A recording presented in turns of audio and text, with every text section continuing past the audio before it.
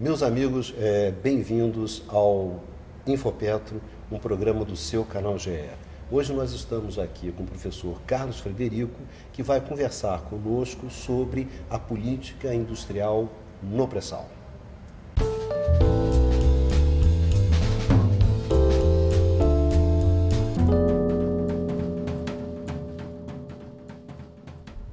Fred, com o pré-sal surgiram grandes expectativas em relação a utilizar essa riqueza para gerar avanços significativos na economia do país. Dentre essas grandes expectativas estavam expectativas acerca da produção de uma série de bens, equipamentos, insumos para a produção de petróleo no Brasil. E isso acabou se traduzindo numa política industrial bastante ambiciosa em relação a isso. Eu queria que você falasse para a gente um pouco sobre essa política industrial que foi desenhada para o pré-sal, quais são os objetivos, seus grandes desafios. Bom, Ronaldo, olha só, eu começaria um pouquinho antes. Começaria com a eleição do Lula em 2002 e o comprometimento de que as plataformas de exploração, de produção do petróleo fossem produzidas no Brasil.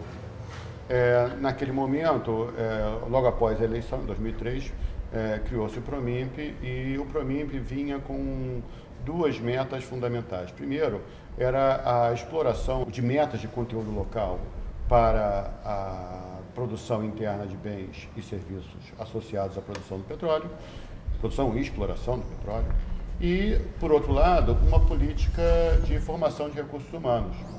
Então, a partir de 2003, você fez um mapeamento da necessidade de recursos humanos e, ao mesmo tempo, você foi reservando o mercado, criando metas de conteúdo local, principalmente para os estaleiros.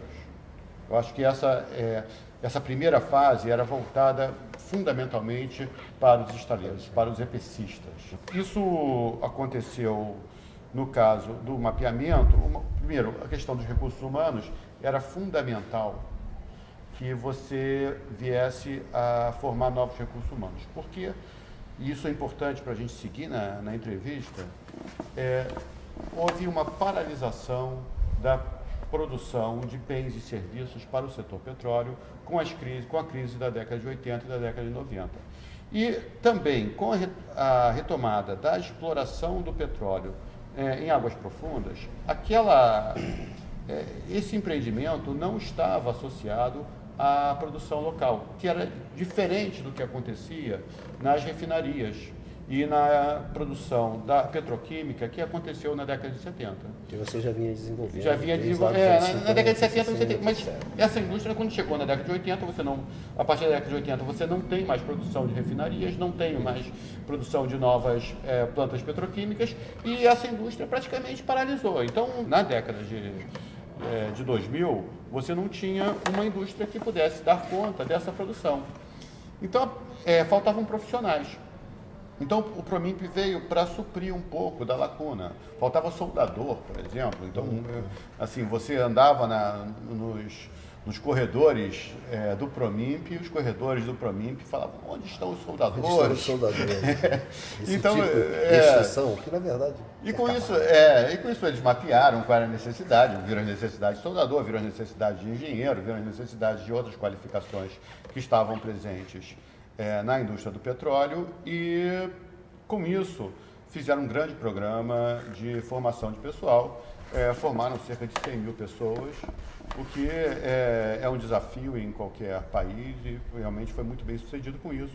Boa parte das verbas vinham das verbas da ANP, do 1% da ANP, que foi uma estrutura que foi montada lá no governo Fernando Henrique Cardoso, e, ao mesmo tempo, você veio com a história do conteúdo local. Então, você teve a primeira alteração, acho que foi a quinta rodada, quinta e sexta rodadas, tiveram a implantação de metas de 60% de conteúdo local.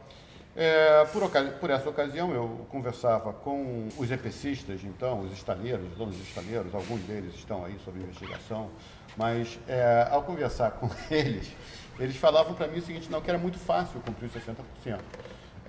Com a mão de obra de estaleiro mais a formação, mais o lucro, mais a engenharia necessária e, finalmente, com uma parcela do aço que era fornecido pelas empresas siderúrgicas, eles chegavam a cerca de 50% de conteúdo local e os outros 10%, então, é que eles realmente tinham que procurar máquinas e equipamentos para suprir a necessidade de conteúdo local. Portanto, isso era uma preocupação, então, na indústria produtora de máquinas e equipamentos. Restava muito pouco para a indústria local fornecer para a Petrobras e boa parte dos equipamentos eram importados. Ainda havia um problema adicional, que era o repetro.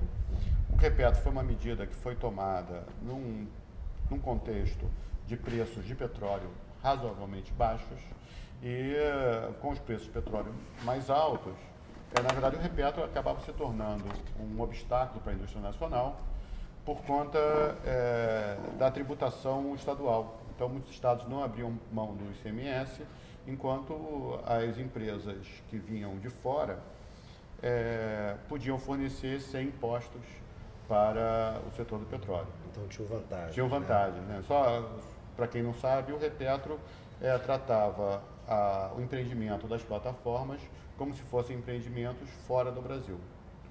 Então, você não cobrava impostos de importação. A contrapartida seria que você isentaria toda a cadeia produtiva dos impostos, e no caso do ICMS, principalmente o ICMS, tinham problemas com os estados.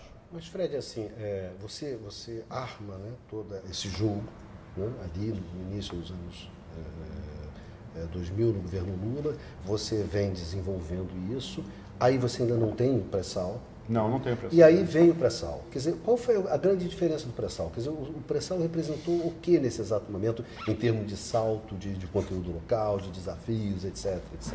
O que muda com o pré-sal? O jogo está sendo jogado aí, aí de repente tem uma mudança. Qual é essa mudança? Não, eu acho que é importante, porque eu não consigo distinguir se foi o pré-sal ou se foi essa dificuldade de fornecimento da indústria nacional. A indústria nacional não tinha, entre outras coisas, não tinha capacitação tecnológica por causa dessa paralisação.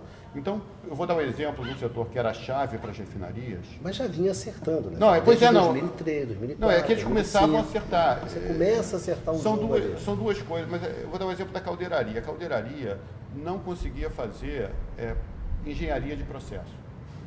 Nós não tínhamos mais engenheiro de processo. Então, você ia às empresas, as empresas tinham um engenheiro de processo. E esse engenheiro de processo era disputado, inclusive, com a Petrobras. Então, eu fui a uma determinada empresa que tinha acabado de perder um único engenheiro, na verdade, a única engenheira de processo. Toda a sua qualificação, toda a sua qualificação para a Petrobras. Para um cara. Que contratou-a via terceirização, por um valor que era absurdo para a empresa pagar. A empresa falou, eu não tinha condições de pagar. Na verdade, era um pacote, contrataram ela, mais um pessoal que ela queria, marido, etc. Ela estava numa boa condição de negociação e ali ela foi... Então, faltava qualificação e realmente... E a segunda coisa, tinha curva de aprendizado. A indústria naval tem uma curva de aprendizado bastante interessante. Com o tempo, você se aproxima rapidamente aos padrões internacionais. Então, você teve a curva de aprendizado correndo aí e os estaleiros brasileiros foram ficando mais competitivos frente aos estaleiros internacionais. E esse era o objetivo. Tá? Então, com o pré-sal e juntamente com a dificuldade a indústria de bens... de equipamentos, de máquinas e equipamentos, a BIMAC, entrar nesse jogo, né, você criou regras adicionais de conteúdo local, tentando fazer especificação por equipamento.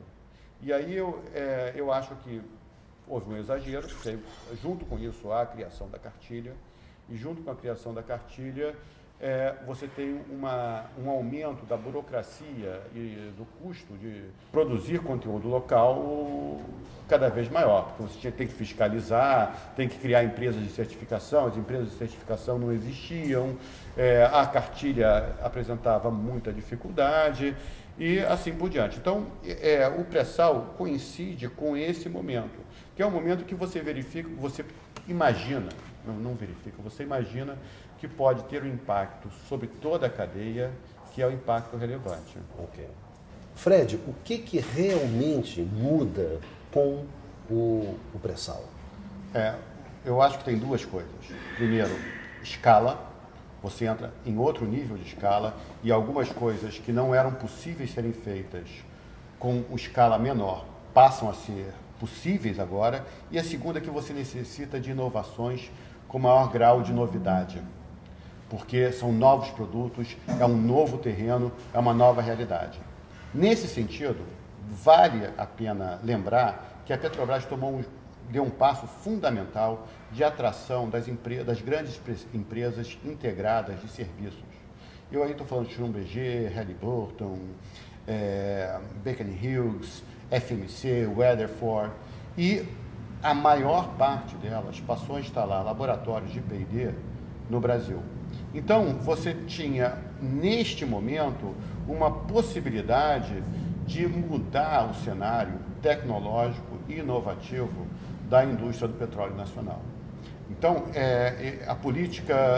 isso foi uma política da Petrobras, e de atração dessas empresas e de produção de novidade no cenário nacional.